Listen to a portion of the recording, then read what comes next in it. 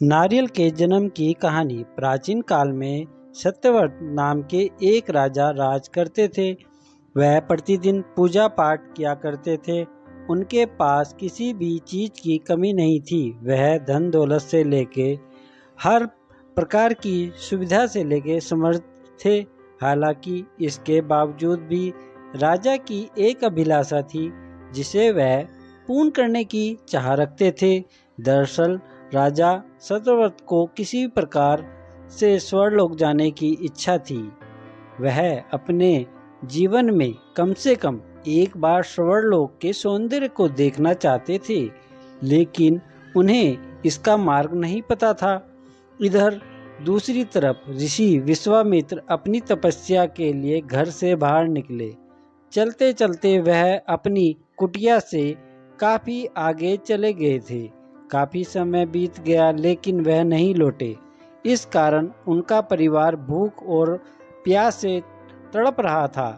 राजा सत्यव्रत को जब यह पता चला तो उन्होंने ऋषि विश्वामित्र के परिवार के पालन पोषण की जिम्मेदारी ले ली।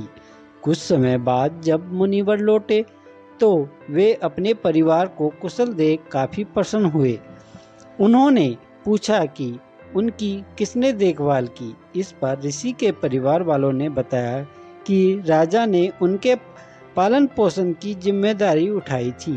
यह सुनकर ऋषि विश्वामित्र तुरंत राजमहल पहुंचे और राजा से मुलाकात की। वहां पहुंचकर उन्होंने सबसे पहले महाराज को धन्यवाद कहा। इस पर राजा ने ऋषि को अपनी इच्छा पूर्ण होने का आशीर्वाद मांगा।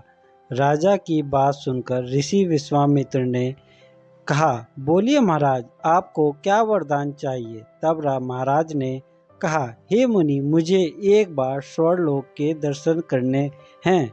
कृपया करके मुझे वहां जाने का वरदान दे। राजा की प्रार्थना सुनकर ऋषि विश्वामित्र ने एक ऐसा रास्ता बनाया जो स्वर्गलोक की ओर जाता था।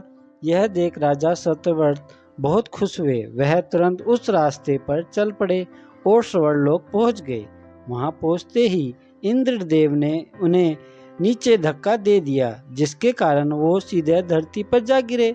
राजा सत्यव्रत ने तुरंत सारी घटना ऋषि विश्वामित्र को बताई। राजा की बात सुनकर ऋषि विश्वामित्र गुस्से से आग बबूला हो गए।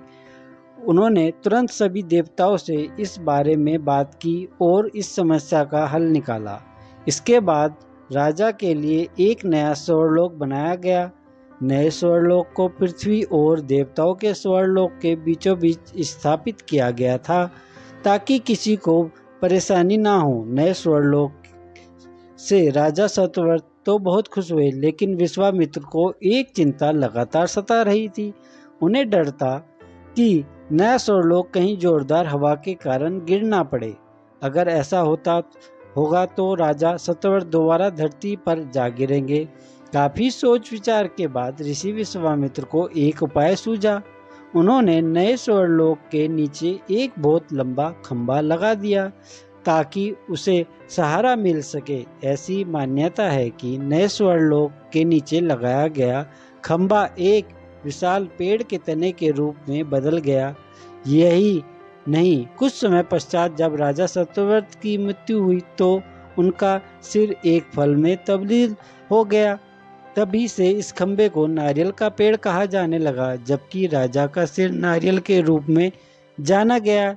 यही कारण है कि नारियल का पेड़ इतना लंबा होता है। अगर सच्चे मन से किसी की मदद करें तो हमारी हर ख्वाहिश पूरी हो सकती है। धन्यवाद। हमारी